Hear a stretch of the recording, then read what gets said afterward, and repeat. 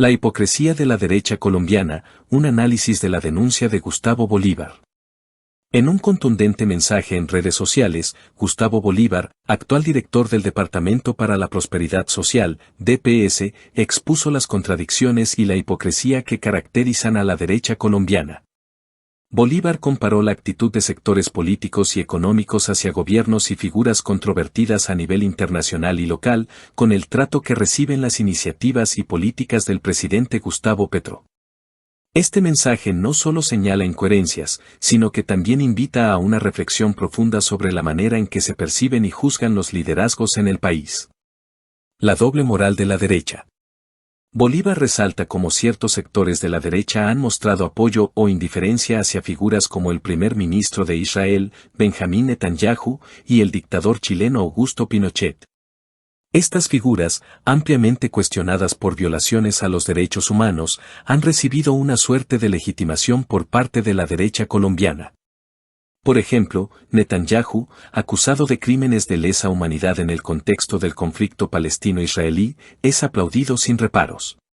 Bueno, primero que todo, saludar a los congresistas, la delegación de Israel, al señor respetado embajador. Bienvenidos al Congreso y al Senado de Colombia. Segundo, pedirles disculpas en nombre de varios compañeros por la irrespetuosa injerencia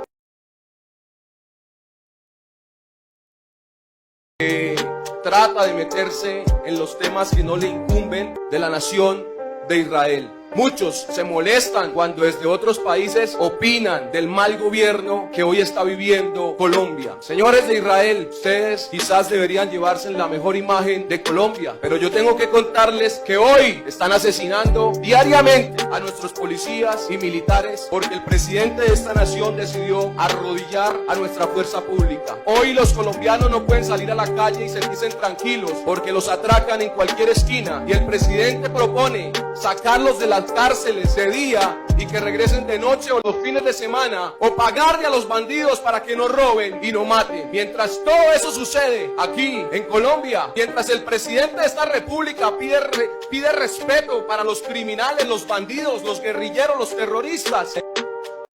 De igual forma, Pinochet, cuyo régimen se caracterizó por desapariciones, torturas y asesinatos, nunca fue objeto de ruptura diplomática por parte de Colombia durante su dictadura. Esta postura contrasta radicalmente con el trato hacia gobiernos progresistas de la región, como el venezolano, donde se cuestionó con vehemencia cualquier acercamiento, a pesar de las complejidades del contexto político. La derecha colombiana no dudó en señalar a la primera línea como válida en Venezuela, mientras que en Colombia los mismos manifestantes fueron objeto de violencia sistemática, incluidas prácticas como mutilaciones oculares. La reelección de Álvaro Uribe, un episodio de corrupción. Bolívar también recordó uno de los momentos más oscuros de la democracia colombiana, la compra de votos en el Congreso para garantizar la reelección de Álvaro Uribe en 2006. Recordemos que Yidis Medina confesó cómo le compraron su voto a favor de la reforma que permitiría la reelección de Álvaro Uribe en 2004, y fue así como el 19 de octubre de 2005 la Corte Constitucional también aprobó la modificación de la Constitución que permitiría la reelección inmediata de Álvaro Uribe Vélez, y luego de 8 debates en el Congreso se aprobó el 30 de noviembre de 2004 la reelección con su lema de seguridad democrática. Ganó su segundo mandato con más del 62% de los votos. Cuidado, iba a hablar algo, porque si no el gobierno no se iba a cumplir, y que era muy fácil que yo apareciera asesinada o que me accidentan y dijeran la atropellaron y se murió. Y cuando llegué a la oficina me dijo, no doctora, mire, pida lo que necesita, que nosotros le vamos a cumplir, nosotros necesitamos que este proyecto de acto legislativo pase porque es que esto es perjudicar al señor presidente. Ahora miren bien esto, Yidis Medina fue condenada a 4 años de cárcel por recibir sobornos a cambio de su voto, pero Álvaro Uribe no. Desde allí iniciaría lo que parece ser un complot en contra de la ex representante para que no testificara en contra de Uribe. Lo indignante es que mientras entrampaban a Yidis Medina, el abogado de Álvaro Uribe alegaba la extinción penal porque ya habían pasado 8 años desde los sucesos. Además dijo que no había pruebas del ofrecimiento de puestos por parte del expresidente. Después de estos sucesos y tal vez por haberse enfrentado a Uribe, ocurrieron hechos que llevaron a Yidis Medina a ser condenada a más de 32 años de cárcel, según el juzgado de Bucaramanga, por haber secuestrado al ex tesorero de Barrancabermeja, Juan Carlos Carvajal, y del secretario de Hacienda, Ricardo Sequeda Cristancho. Fue tan duro, que no pude dormir toda la noche. Mis hijos gritaban, nos queremos morir. Este país es un país muy tenaz, pero Señor, tú sabes que yo tuve el valor civil de contarle a Colombia la verdad, pero no es justo que a mí me hayan dañado mi vida. 32 años, ¿se imaginan? Ni siquiera se lo meten a los paracos que han matado miles de personas.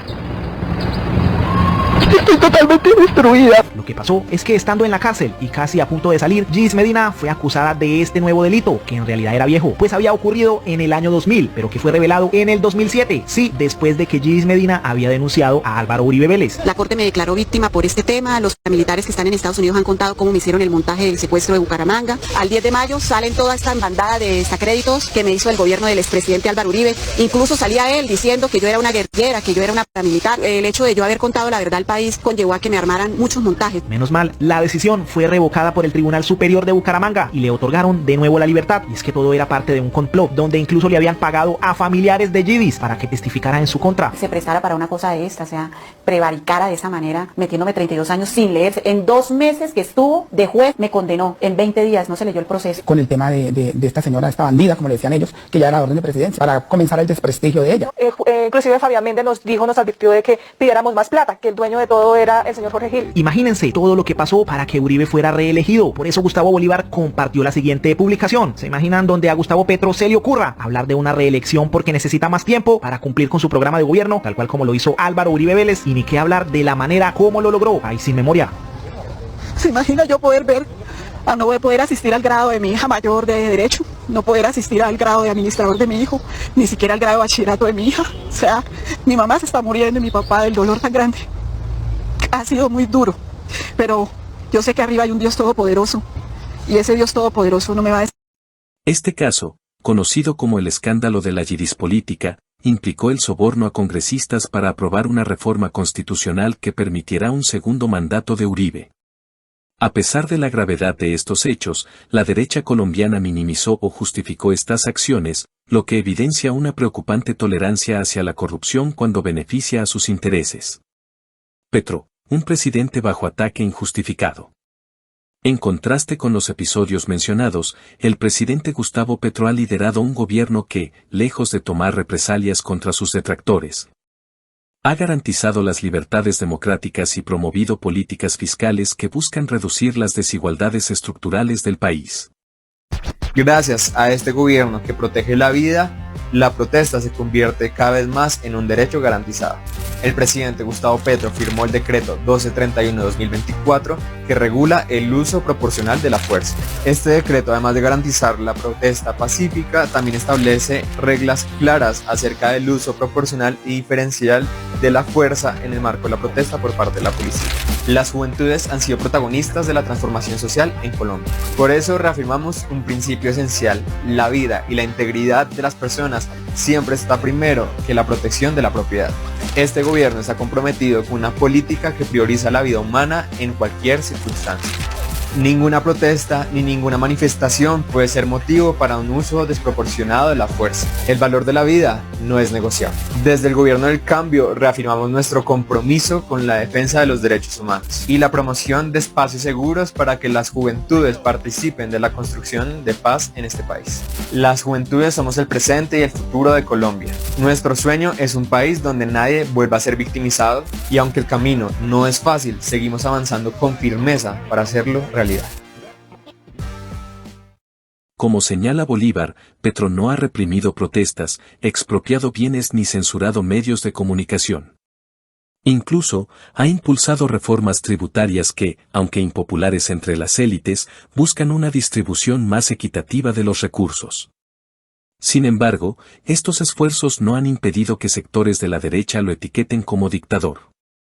Este calificativo resulta paradójico si se considera que Petro ha permitido un ejercicio pleno de la oposición, respetando la independencia de los medios y las libertades ciudadanas. Logros del gobierno Petro frente a las críticas.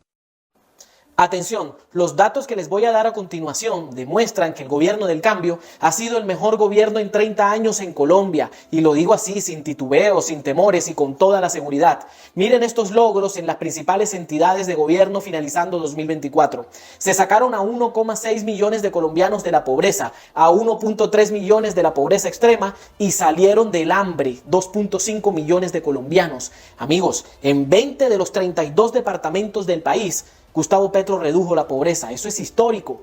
El desempleo se redujo a un dígito, acaba de quedar en 8.2%, la tasa más baja en 6 años. Y la inflación pasó del 13.3% que la recibió al 5% hoy. Nuestra economía fue catalogada como la sexta más fuerte del mundo por el prestigioso diario The Economist. Y la deuda externa del país se redujo a 47.5%. Vamos ahora con las entidades. Agricultura, el campo colombiano creció 9.3%. Díganme en qué otro gobierno el campo creció 9.3%. En ninguno. Se han gestionado las adquisiciones de más de 440.000 hectáreas de tierras en todo el país. Se han recuperado para la nación 140.100 hectáreas de tierras. La agricultura es el motor económico del gobierno del cambio. Prosperidad social. Colombia Mayor triplicó el monto de las transferencias. Se impulsaron 200.000 iniciativas de negocios. Hubo 6.800.000 personas beneficiadas con los programas de transferencias. Y gracias a esto, la pobreza monetaria se redujo del 37 al 36%. Y también se están terminando más de 300 obras que antes eran elefantes blancos. Transporte. Se culminaron 850 caminos comunitarios de los 1.035 convenios suscritos en 2023, beneficiando a más de 330.000 personas. Se han invertido 2.3 billones de pesos en mejoramientos y nuevas vías secundarias y terciarias de Colombia. Ya son 2.529 kilómetros de vías en Colombia y se han invertido 102.000 millones de pesos en 102 kilómetros de vías terciarias en el país. Y el transporte de carga por tren pasa por el mejor momento. Con Duque solo se movían 31.850 toneladas de cargas diferentes al carbón y hoy con el gobierno Petro se mueven 218.000 toneladas y cada vez más sectores productivos se interesan en mover mercancía por tren. Volvió el tren. Industria y comercio. Aumentó el turismo extranjero 9% este año y si lo comparamos con el 2021 el aumento es del 46%. Crecieron las exportaciones de bienes no mineros y energéticos un 8.3%. Hubo récord de ingresos por divisas de turismo. También se logró que 4.500 empresas hayan hecho negocios de exportaciones por más de 7.200 millones de dólares en los últimos 2 años. Ambiente. Se trajo a Colombia a la COP16, el evento ambiental más importante del mundo. Cali es otra. Hoy, después de la COP, se logró la menor tasa de deforestación en 23 años con una reducción del 38%. La Amazonía y Colombia quedó como un líder en la lucha contra la crisis climática. Agua potable. Se terminaron ya 1.323 proyectos de agua potable y saneamiento básico y se están ejecutando 171 proyectos más. En vivienda se hicieron 116.400 mejoramientos de vivienda en Colombia, beneficiando a más de 406.000 colombianos. Educación. Ya son 6.132 proyectos de infraestructura educativa los que están en marcha. Muchos ya han terminado. Se amplió la cobertura en educación media un 2.1% y la oferta educativa se amplió a 262 sedes rurales. Mintic. Más del 95% de los municipios de Colombia ahora cuentan con fibra óptica. Las redes 5G se vienen activando en Colombia con 1.050 antenas ya instaladas, más de 1.220 zonas de Wi-Fi e internet gratuito instalados en el país. Además, se han fortalecido a los medios alternativos de comunicación como ningún otro gobierno. Trabajo. Histórico aumento del salario mínimo para 2025 del 9.5% y para el 2024 el salario de los colombianos, el real, aumentó 4.4%, teniendo en cuenta que la inflación ronda por el 5%. Y otro hito, gracias a la reforma pensional, 4.662.000 adultos mayores se están beneficiando. Minas y energía, se lograron reducir las tarifas de energía un 25% en gran parte de la costa caribe por fin. Se han creado 222 comunidades energéticas que están operando en 16 departamentos, destacándose La Guajira y Chocó, y hay 2.475 comunidades energéticas que están en proyecto. Defensa, aumentó 8.4% el presupuesto para el bienestar social de los miembros de la fuerza pública, disminuyeron el 3.9% los homicidios, se incrementó la bonificación mensual por prestar servicio militar, aumentaron el 12% las incautaciones de cocaína, ya son 2.551 máquinas de minería ilegal intervenidas, se garantizó el pago de la mesada 14 para los pensionados y activos de la fuerza pública. En salud, se aumentó el presupuesto de salud un 41.9% y está siendo invertido ese recurso en la red hospitalaria pública, en ampliar la infraestructura de salud y en llevar 10.193 equipos básicos de salud a los territorios del país conformados por profesionales y especialistas. Y se están destapando las ollas corruptas de la salud de gobiernos anteriores. Hacienda, gracias al manejo responsable de la política macroeconómica y fiscal de Colombia, el crecimiento económico del país llegaría a 1.9% en 2024, mientras que la inflación cerraría el año sobre el 5.1%. El gobierno del cambio y el sector financiero anunciaron el Pacto por el Crédito, donde se están otorgando créditos adicionales a los que ya entrega el gobierno por 55 billones de pesos. Se están beneficiando con estos créditos sectores claves como manufactura, vivienda, agricultura, turismo y la cada vez más fortalecida economía popular. SENA, 5 nuevas sedes del SENA en diferentes regiones del país. Se matricularon más de 114.000 campesinos a través de la estrategia campesina y gracias a esto hay 525 nuevos proyectos productivos en el país en zonas rurales. Fondo Paz, 100 proyectos de infraestructura, más de 237.000 millones de pesos invertidos en mejoramiento de vías, infraestructura deportiva, en educación, en puestos de salud, en alternatividad económica para distritos mineros, en departamentos afectados por el conflicto como Cauca, Nariño, Valle del Cauca, la Universidad del Catatumbo y obras sociales infantiles. DAPRE, con el programa Misión Guajira se han beneficiado 7.500 personas a través de proyectos de agua potable, energías comunitarias y seguridad alimentaria. Minjusticia, se creó la jurisdicción agraria en la rama judicial como un mecanismo que busca resolver conflictos agrarios y rurales de manera pacífica en Colombia. Recuerden que esto siempre fue origen de las violencias. Se creó el Sistema Nacional de Búsqueda de Personas Dadas por Desaparecidas. Arte y cultura. 360.000 millones de pesos en alianzas con 8 universidades públicas del país. Se avanza en la formación musical de 300.000 niños, niñas y adolescentes. Es de 1.590 establecimientos educativos beneficiados en los territorios del país con mayor grado de exclusión y marginalidad. Se contrataron 3.180 maestros, se dotaron de instrumentos musicales a más de 500 municipios de Colombia. El DANE, después de 34 años, Colombia recolectó en 2024 el Censo Económico Nacional Urbano, abarcó 1.102 municipios, la isla de San Andrés también y 18 áreas no municipalizadas. Por primera vez en décadas se está recopilando información detallada de más de 3 millones de unidades económicas en todo el territorio nacional. Unidad Nacional de Gestión del Riesgo. Se aseguraron los carrotanques para llevar agua potable a las regiones más apartadas y necesitadas del país. 40 fueron trasladados a Santa Marta y están entrando en operación en 19 departamentos de Colombia. Y se recuperaron más de 550.000 millones de pesos que habían sido asignados de manera irregular a municipios, a contratistas privados y entidades en los gobiernos anteriores. La SAE, se le entregaron 47 inmuebles a la educación superior del país y se han entregado 52.000 hectáreas de tierras incautadas a la mafia a comunidades campesinas, afros, indígenas, para impulsar la reforma agraria y la paz de Colombia. Todos estos logros y con todo el establecimiento en contra y pese a que la oposición mezquina hundió la ley de financiamiento que le daba más recursos al gobierno del cambio para seguir transformando a Colombia. ¿Ustedes se imaginan si Gustavo Petro tuviera la chequera que tuvieron los anteriores gobiernos? Necesitamos que este video lo compartan porque Colombia va bien. El gobierno de Petro ha enfrentado una oposición feroz desde el inicio de su mandato, pero esto no ha sido un obstáculo para avanzar en iniciativas históricas. La reforma agraria, por ejemplo, busca democratizar el acceso a la tierra, beneficiando a comunidades campesinas marginadas durante décadas. Asimismo, la reforma laboral y la apuesta por la transición energética muestran un compromiso con la justicia social y ambiental. Estos avances contrastan con las acusaciones de autoritarismo promovidas por la derecha, que parecen ignorar que los gobiernos anteriores reprimieron protestas sociales, despojaron a comunidades de sus derechos y favorecieron a las grandes corporaciones sin reparos. Una invitación a la coherencia.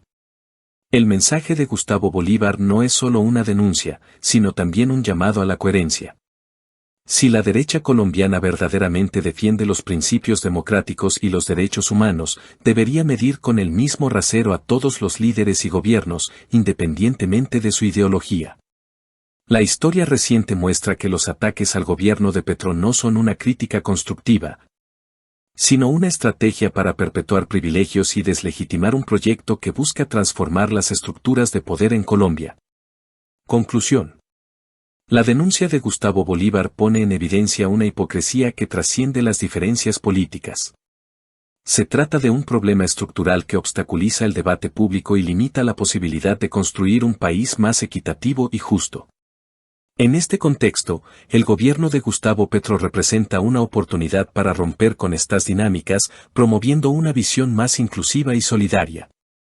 Es momento de que la sociedad colombiana cuestione las narrativas impuestas por sectores de poder y reconozca los esfuerzos genuinos de un gobierno que, a pesar de las críticas, sigue trabajando por un futuro mejor para todos.